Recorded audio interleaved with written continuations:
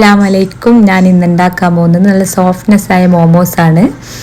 അതിനു വേണ്ടി ബൗളിൽ 2 കപ്പ് മൈദയും അതിൽ സോൾട്ടും ഓയിലും ഇട്ട് നല്ലോണം മിക്സാക്കി നല്ല സോഫ്റ്റ് ആകുന്നവരെ അത് മിക്സാക്കി നല്ലോണം മാവ് കുഴച്ച് വെക്കുക. അതൊരു മണിക്കൂറോളം റെസ്റ്റ് ചെയ്യാൻ വെക്കണം. നമ്മൾ മാവ് നല്ലോണം കുഴച്ച് അത് റെസ്റ്റ് ചെയ്യാൻ വെച്ച് അതിന് ശേഷം നമ്മൾ ചിക്കൻ, നല്ല എല്ലില്ലാത്ത ചിക്കൻ, അതിൽ കുരുമുളക് പൊടിയും കുറച്ച് ഓയിലും സോൾട്ടും ഇട്ട് കുക്കറിൽ 2 വിസിലടുപ്പിക്കുന്നവരെ വേവിക്കുക. അതിനുശേഷം അത് മിക്സിയിൽ പൊടിച്ചെടുത്ത് അതൊരു ബൗളിലേക്ക് മാറ്റി വെക്കുക.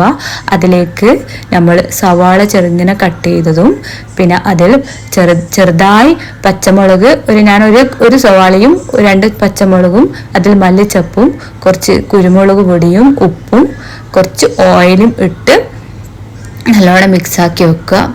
മോമോസിലുള്ള കൂട്ടാണിത്. നല്ലോണം മിക്സാക്കി അതവിടെ വെച്ച് അതിന് ശേഷം നമ്മൾ ഉണ്ടാക്കാൻ പോകുന്നത് അതിൻ്റെ സോസാണ്.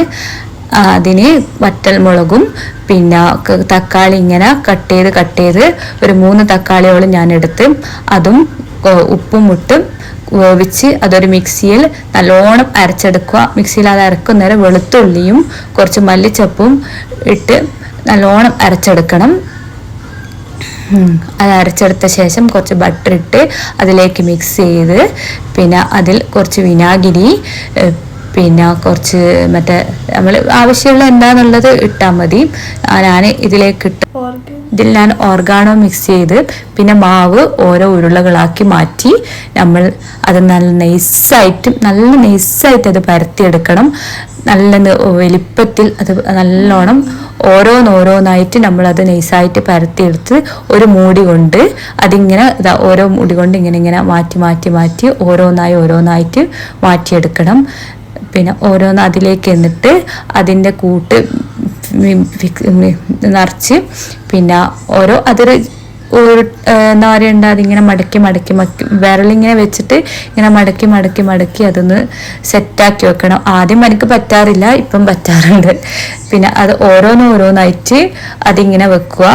എന്നിട്ട് അത് ഇങ്ങനെ മടക്കി നമ്മൾ ഓരോന്നായിട്ട് ഇങ്ങനെ വെച്ച് പിന്നെ അത് നമ്മൾ സ്റ്റീം ചെയ്യാൻ വെക്കണം.